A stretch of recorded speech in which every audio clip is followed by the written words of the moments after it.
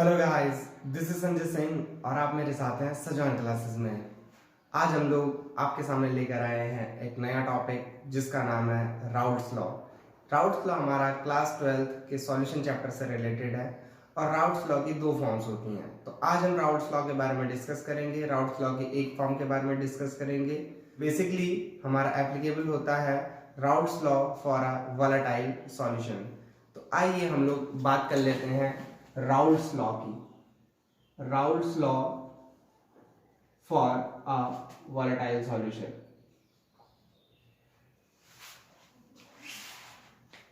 आज हम डिस्कस करने वाले हैं Raoult's law for a volatile solution. For volatile solution. लेकिन राउल्ट्स लॉ डिस्कस करने से पहले हम लोगों को इतना पता होना चाहिए एक्चुअली हम राउल्ट्स लॉ किस चीज के लिए पढ़ने वाले हैं। तो सबसे पहले जब हम राउल्ट्स लॉ की स्टडी करते हैं तो हमारा पहला पॉइंट आता है कि राउल्ट्स लॉ की स्टडी होती है वेपर प्रेशर के लिए। किसी सॉल्यूशन में हम वेपर प्रेशर की स्टडी करते हैं।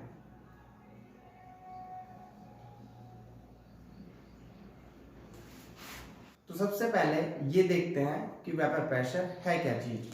तो वेपर प्रेशर के केस में मान लिया हमारे पास कोई लिक्विड सॉल्यूशन है और लिक्विड सॉल्यूशन हीट गेन करने के साथ साथ जब हीट गेन करता है धीरे धीरे इसकी वेपर्स बनने लगती हैं और मान लिया इसकी वेपर बनने लग गई इस तरीके से।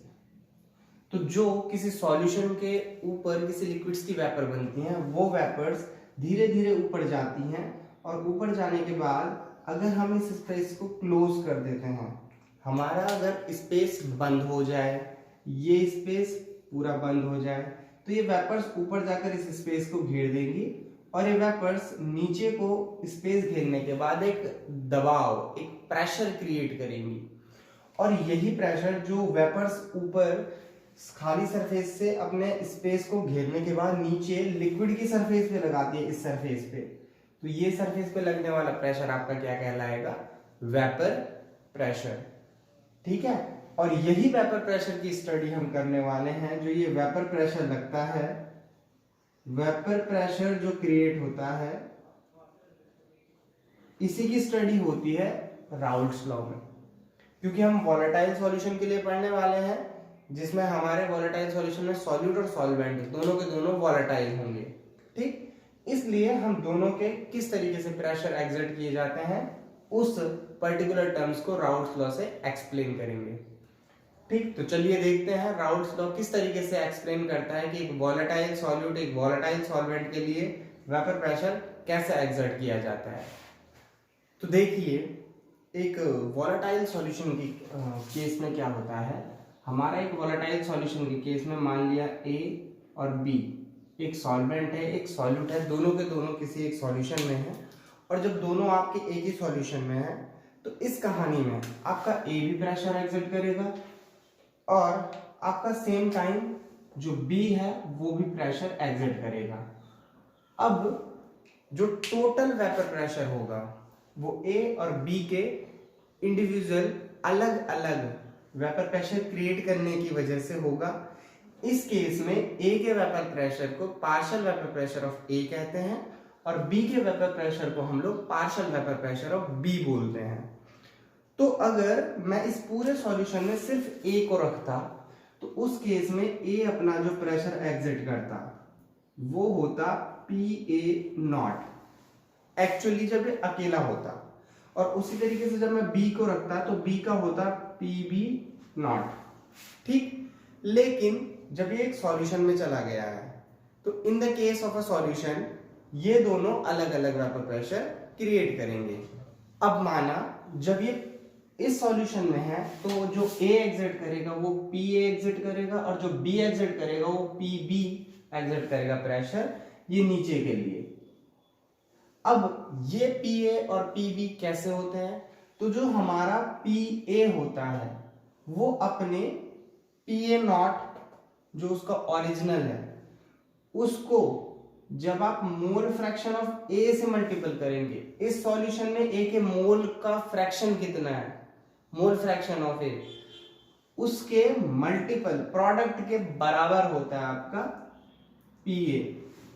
और सेम केस में जब आप बी के लिए कैलकुलेट करेंगे तो जो पीबी होगा वो मोल फ्रैक्शन ऑफ बी के बराबर होगा जिस सॉल्यूशन में वो डाल रखा है। मतलब individual vapour pressure of A and B जो आपके लगते हैं किसी सॉल्यूशन में, वॉलेटाइल सॉल्यूशन में, एक सॉल्यूट और एक सॉल्वेंट का, वो उस पर्टिकुलर कंपोनेंट के मोल फ्रैक्शन और उसके प्योर पार्शियल वेपर प्रेशर जिसे बोलते हैं एब्सोल्यूट वेपर प्रेशर के प्रोडक्ट के बराबर होता है। यही हमारा राउल्ट्स लॉ है। और राउल्ट लॉ के अकॉर्डिंग हमारा सीधी सीधी बात क्या कहता है कि vapour pressure of a pure component in a solution is directly depend upon the product of mole fraction of that component and absolute vapor pressure या pure vapor pressure of that component। ठीक है, तो आप Raoult's law को लिख लीजिए जो कहता है हमारा कि at a given temperature for a solution of volatile liquids the partial vapor pressure of each component in solution is equal to the product of the vapor pressure of pure component and its mole fraction। तो ये आपने लिख लिया, और अगर लिखा नहीं हो अभी तो वीडियो को पॉज करके एक बार उसे नोट कर लीजिए और उसे मैथमेटिकली इस तरीके से एक्सप्लेन करते हैं कि आपका ए का वेपर प्रेशर कितना है, बी का वेपर प्रेशर कितना है।